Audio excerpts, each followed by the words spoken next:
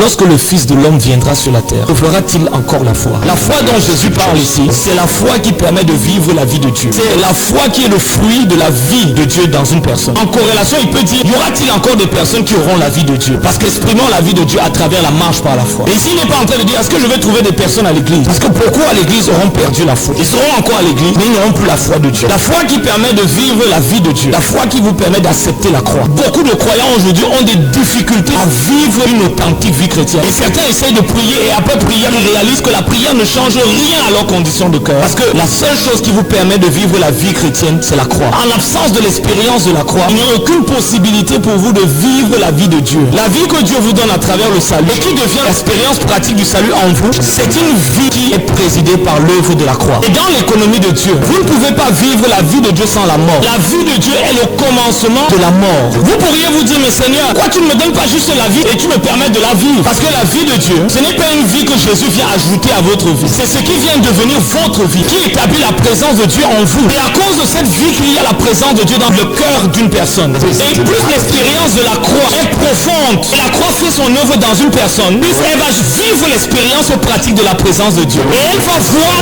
comment la vie de Dieu va affecter son caractère. Quand vous allez entendre quelqu'un dire, Seigneur, donne-moi la patience. Mais c'est parce que ces personnes ne comprennent pas comment fonctionne la vie de Dieu. Vous allez encore entendre une personne, Seigneur, délivre-moi des oppressions. C'est parce qu'ils ne réalisent pas que le salut et la vie de Dieu sont la même packaging. Ça veut dire que vous ne pouvez pas recevoir la vie de Dieu et ensuite recevoir le salut. Parce que Dieu a tant aimé le monde. Il a donné son fils parce que Jésus était l'emballage de cette vie éternelle. Alors Jésus est venu vous donner la vie éternelle. Et ceux qui reçoivent la vie éternelle vont recevoir en même temps, par la même occasion, la capacité de vivre la vie de Dieu. C'est-à-dire une vie qui est comparable ou qui est conforme au standard de Dieu. Lorsqu'on dit aujourd'hui présence de Dieu est absente dans l'église, on ne fait pas ce lien avec les dons spirituels. Le lien dont on est en train de parler, c'est la vie de Jésus.